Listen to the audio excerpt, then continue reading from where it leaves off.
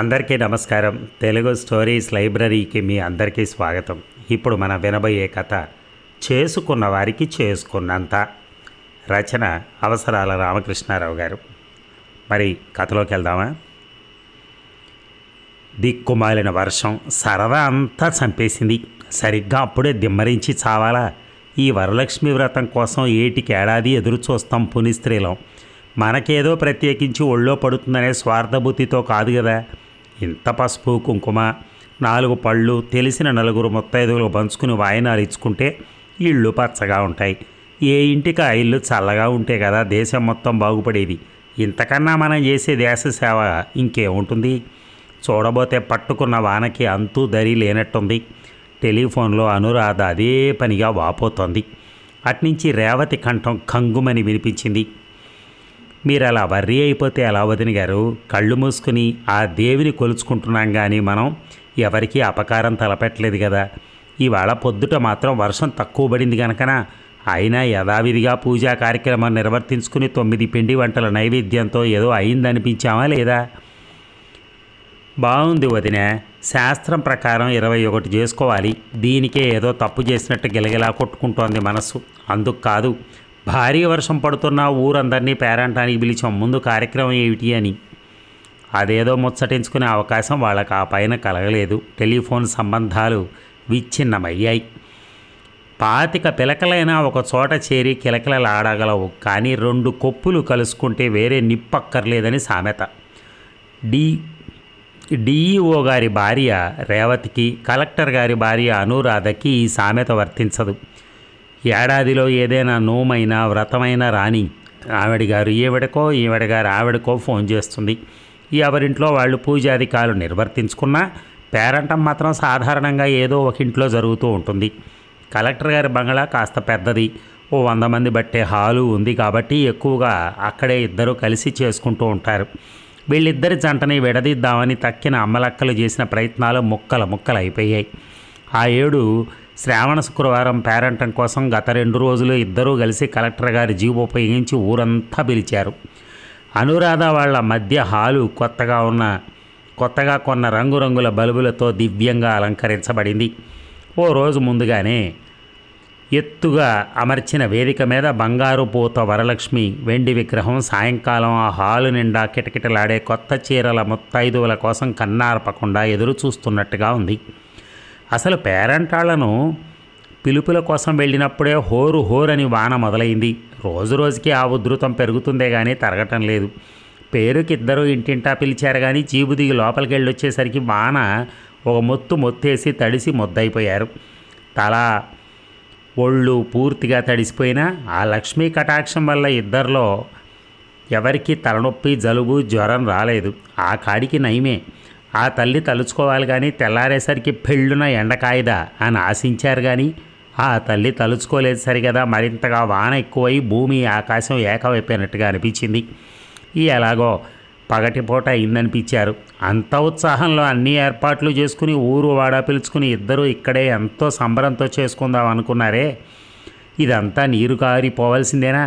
అంతదాకా అనురాధ ఫోన్లో అయినా తన వేదన రేవతితో పంచుకునేది.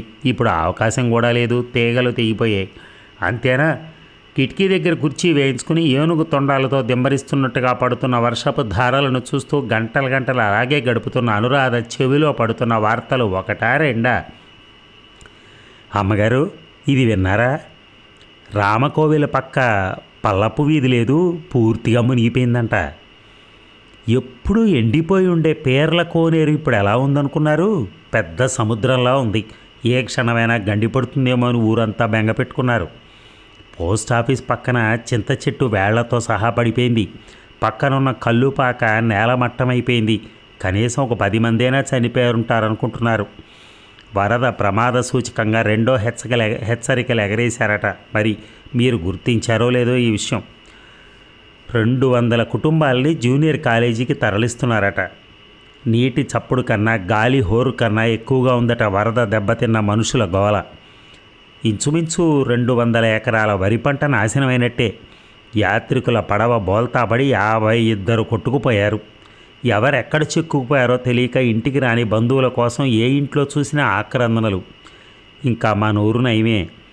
అల్లదెక్కడో నీటి మధ్య చిక్కుకుపోయిన ఒక గ్రామానికి వరుసగా రెండో రోజున కూడా హెలికాప్టర్ల ద్వారా ఆహార పొట్లాలను అందిస్తున్నారంట.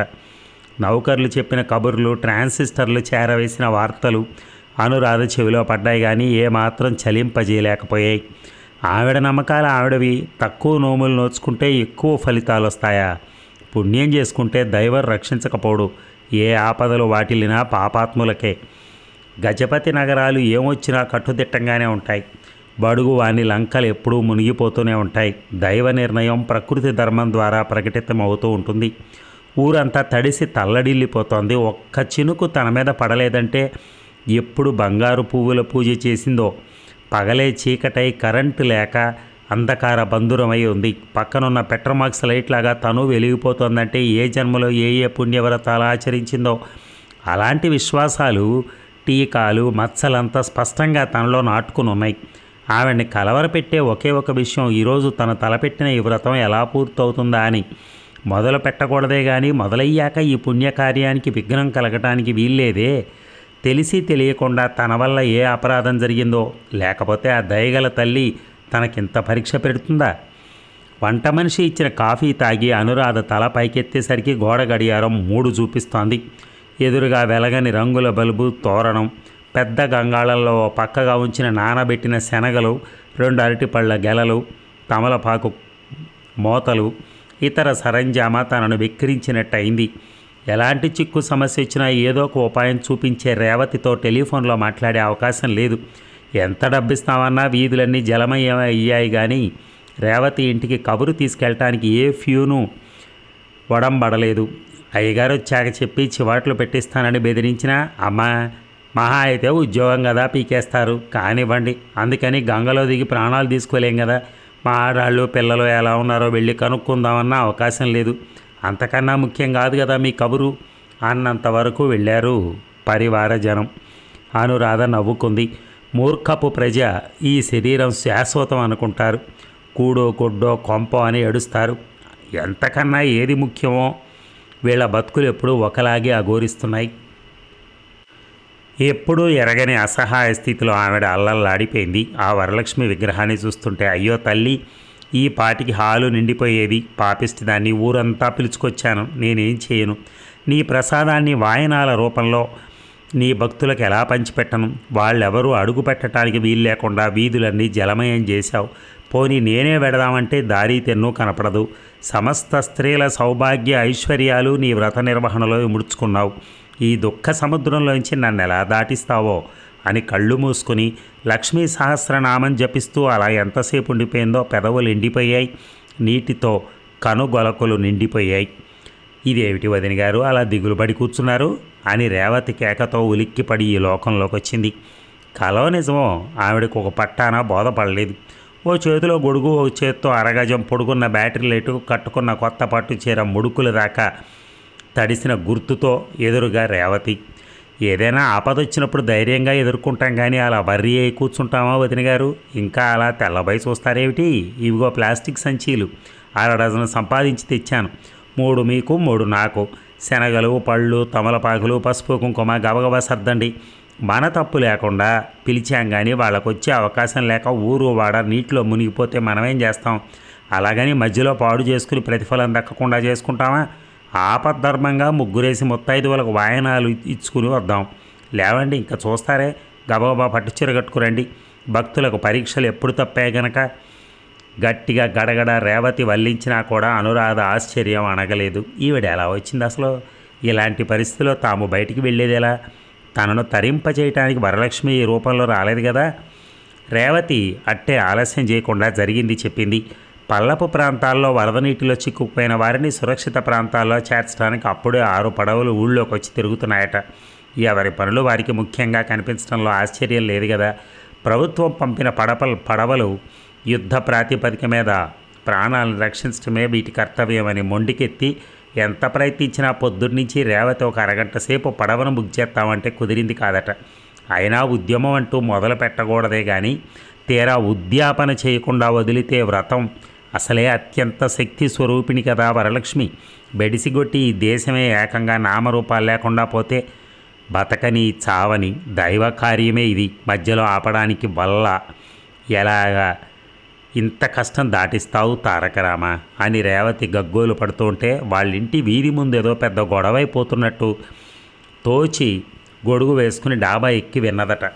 ఎత్తుగా ఉన్న గుట్ట మీద బంగళాలో లోపల కూర్చుని వీధిలోకి రాలేదు కానీ అనురాధ ఇళ్ల అరుగుల దాకా ఎప్పుడో నీరొచ్చేసిందట.